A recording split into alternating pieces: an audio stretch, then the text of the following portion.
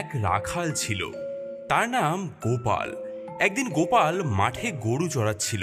হঠাৎ সে দেখতে পেল একটা ছাগল ভ্যা ভ্যা করে চিৎকার করতে করতে তার দিকেই ছুটে আসছে। রাখাল ভাবতে লাগলো, ছাগলটার কি হলো, এরকম করে ছুটে আসছে কেন? ছাগলটা একটা গাছের কাছে এসে পড়ে গেল। গোপাল ছুটে গিয়ে ছাগলটাকে ধরে গায়ে হাত বুলিয়ে তারপর তুলে জল খাওয়ালো। নে খা, ঠিক হয়ে যাবি, তাড়াতাড়ি ঠিক হয়ে যাবি।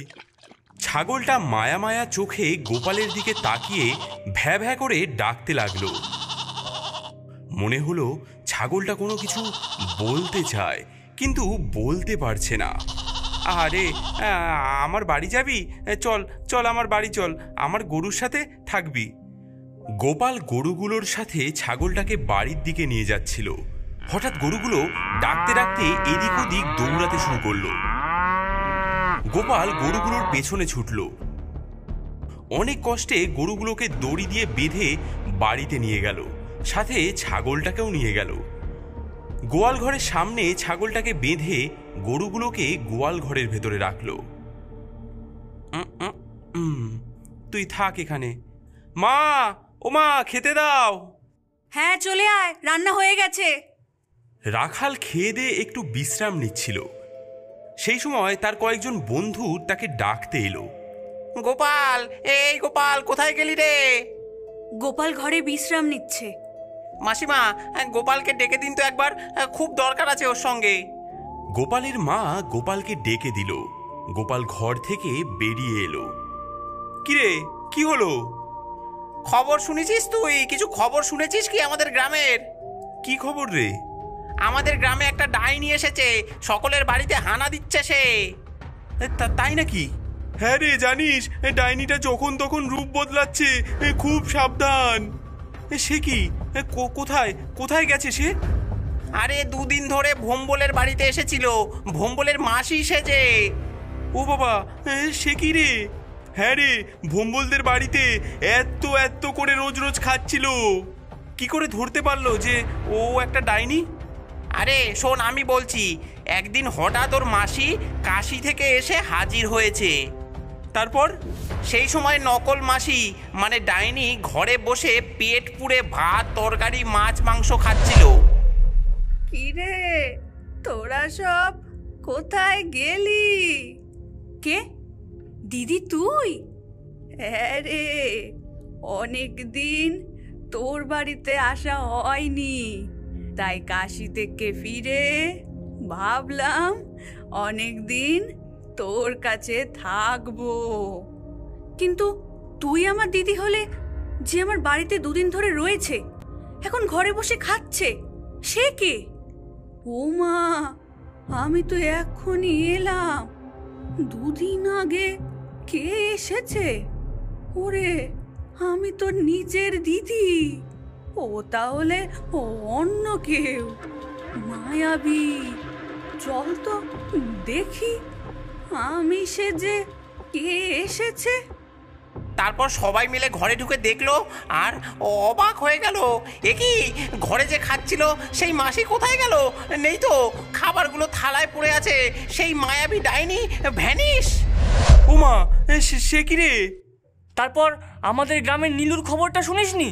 নীলু বিয়ে করে বউ নিয়ে আসার পর থেকে নানা রকম আশ্চর্য ঘটনা ঘটতে শুরু করেছে। নীলুর বাবা ভোরবেলা কারখানা যাওয়ার সময় দেখেছেন, হ্যাঁ, ওরে বাবারে, ঘর থেকে একটা বড় মশা বেরিয়ে এলো দেখছি। এত বড় মশা তো জীবনে দেখিনি। ও বাবারে, হ্যাঁ, এ কি মশাটা একটা বিশাল বড় ছায়া মূর্তিতে পরিণত হয়ে যাচ্ছে দেখছি। হ্যাঁ, কি এটা কি? ব্যাপারটা তো চিন্তায় ফেলে দিল, কিন্তু এখন কাজে যাই, কাজ থেকে ফিরে এসে সকলকে ব্যাপারটা জানাতে হবে। জানিস, আবার নীলুর মাও ভয় পেয়েছেন। বৌমা, ও বৌমা, ও মা, এ কি? তুমি রান্নাঘরে চুল খুলে মুখের উপর চুলগুলো ঝুলিয়ে এভাবে মাটিতে বসে তুলছো কেন? ও কি হলো বৌমা? ও বৌমা। তারপর জানিস, বৌমা হি হি করে হাসছিল। তারপর হঠাৎ ঘাড় ঘুরিয়ে চোখ দুটো লাল রক্তের মতো করে নীলুর মায়ের দিকে তাকালো। মুখের দুপাশ থেকে দুটো বড় বড় দাঁত বেরিয়ে এসেছে। উনুনের ঘরের ভেতর পা ঢুকিয়ে নতুন বউ বসে আছে আর দুলছে। হে কি বৌমা, এরকম করছো কেন? এভাবে হাসছো কেন? কি হয়েছে তোমার? বৌমা, এ কি? কড়াইয়ের উপর কাটা মাছগুলো জ্যান্ত হয়ে লাফাচ্ছে। ওগো ওগো, কে কোথায় আছো? দেখবে এসো গো, কি সর্বনাশ হয়ে গেল গো। ঘরে ডাইনি এসেছে, ডাইনি। হে, মানুষ নয়, নতুন বউ ডাইনি, ডাইনি। নীলুর মা এসব দেখে অজ্ঞান হয়ে পড়ে গেলেন। বাড়ির সবাই ছুটে এলো, কিন্তু কেউ নতুন বউকে আর দেখতে পেল না। জানিস, কাকিমার জ্ঞান আসার পর চোখ খুলে আর নীলুর বউকে দেখতে পায়নি। অনেক খোঁজাখুঁজির পর রাত্রিবেলা নীলুর বউকে ছাদের কার্নিশে ঝুলতে দেখলো সবাই। সেই দেখে তো সবাই ভয়ে কি চিৎকার! এ কি সর্বনাশা হলো গো! ও মা, এ কি হলো? কি হলো গো? সে কি বলছিস রে? এসব তো আমি কোনো কিছুই জানি না। আর নাপিত পাড়ার গজাদাকে চিনিস তো? গজাদা আর বৌদি দুজনেই তো মিলে কাজ করে। গজাদার একটা ছোট মেয়ে আছে, ওর নাম চাপা। চাপা সারাদিন ঠাকুমার কাছে থাকে। একদিন বিকেলে চাপা বন্ধুদের সাথে মাঠে খেলছিল। খেলতে খেলতে একটা সুন্দর পুতুল কুড়িয়ে পেয়েছিল। বাড়িতে নিয়ে আসার পর ওই পুতুলটাকে নিয়েই খেলতে থাকে। ও চাপা, এত সুন্দর পুতুল তোকে কে দিল? একে আমি মাঠে কুড়িয়ে পেয়েছি ঠাম্মা। কুড়িয়ে এনেছিস কেন রে? কার পুতুল কে জানে? জানি না, গাছতলায় পড়েছিল, আমি তুলে নিয়ে এসেছি। ধুলো থেকে তুলে এনেছিস? ময়লা লেগে আছে তো, দে দে ভালো করে ধুয়ে দি। এই নাও। ঠাম্মা পুতুলটাকে ভালো করে ধুতে লাগলেন।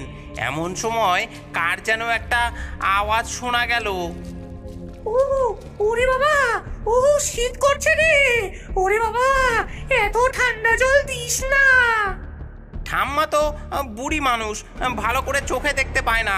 এদিক ওদিক তাকিয়ে তিনি কাউকেও দেখতে পেলেন না। ঠাম্মা এদিকে মনে মনে ভাবলেন, মনে হলো যেন পুতুলটা কথা বলল।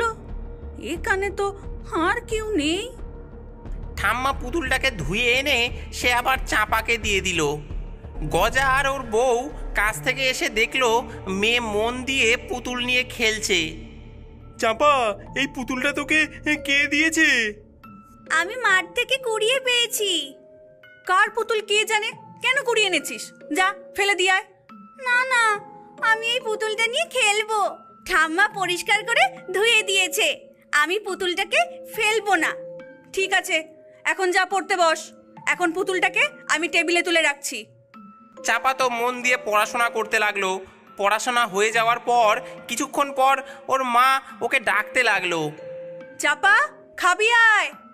এই চাপা। চাপার মা চাপাকে ঘরে ডাকতে এসে দেখলো চাপার সাথে কে একজন জানি কথা বলছে। কে কথা বলছে? ঘরে কাউকেও সে দেখতে পেল না।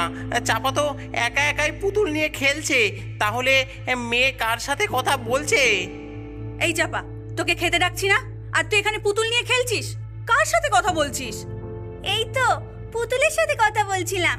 জানো মা, পুতুলটা কি সুন্দর কথা বলে। পুতুল কথা বলছিল? কি বলছিল?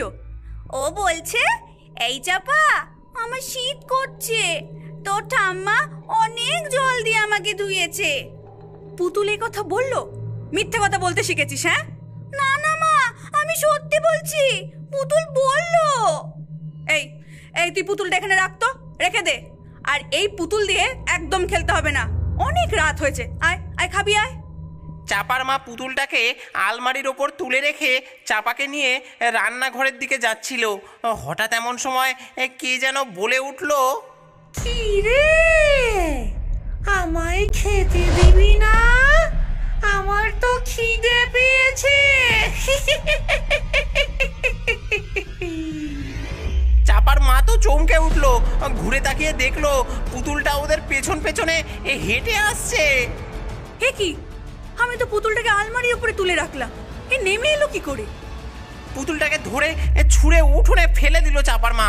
কিন্তু হঠাৎ পুতুলটা কেঁদে উঠলো এবং সঙ্গে চাপাও। আমার পুতুল ফেলে দিলে কেন মা?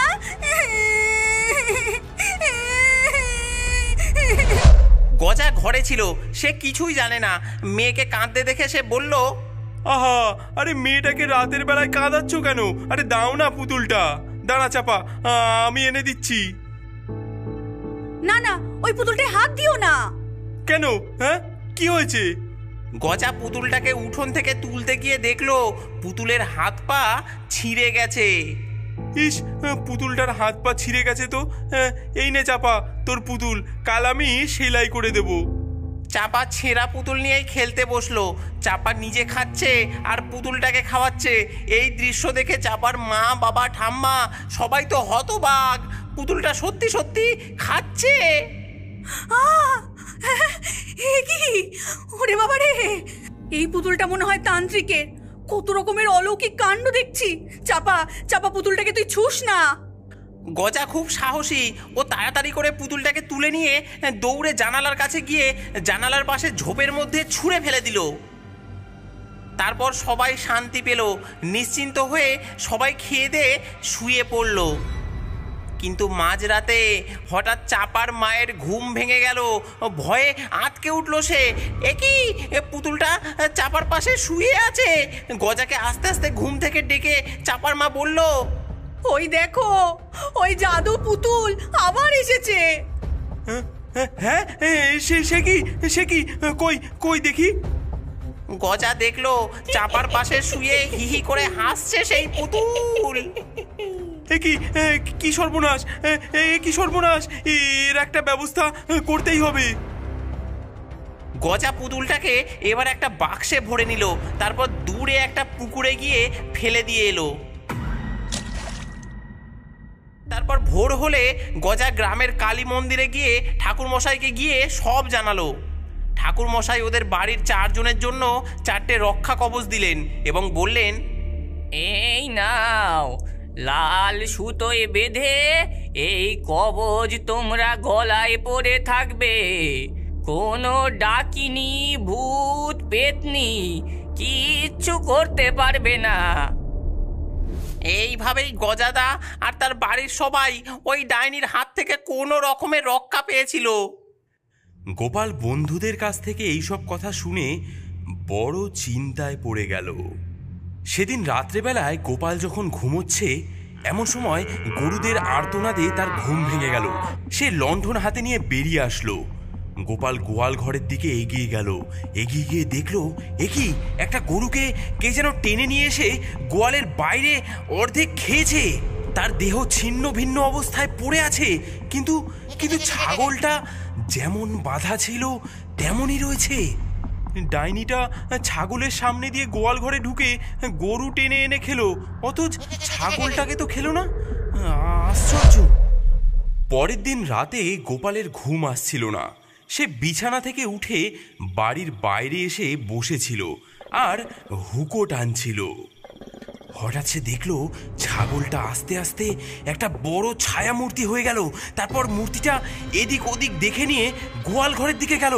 তারপর একটা গরুকে টেনে এনে বিরাট রূপ ধরে একটা গরুর ঠ্যাং ধরে ছিঁড়ে ছিঁড়ে খাচ্ছে। হ্যাঁ,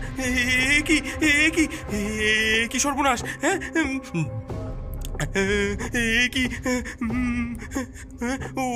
ওরে বাবারে, ওই ডাইনি ছাগল রূপে আমার বাড়িতে এসেছে। গোপাল সারা রাত অনেক ভেবে পরদিন বন্ধুদের সাথে পরামর্শ করে একটা মোমের ঘর তৈরি করলো। তারপর ছাগলটাকে বলল, চল, তোর জন্য সুন্দর একটা ঘর বানিয়েছি, চল তোকে নতুন ঘরে রাখবো। ওহ, কি মজা! আমার জন্য নতুন ঘর বানিয়েছে, কি মজা! আমি এবার থেকে শিকার ধরে ঘরে বসে খাবো। গোপাল ছাগলটাকে নিয়ে এসে ওই ঘরে ঢুকিয়ে বাইরে থেকে বন্ধ করে দিল। তারপর বাইরে থেকে আগুন ধরিয়ে দিল। আগুনের তাপে মোমগুলো গলে গলে পড়তে লাগলো আর ছাগল লাফাতে লাগলো। তারপর আগুনে পুড়ে ছটফট করতে করতে বিকট চিৎকার করতে লাগলো সেই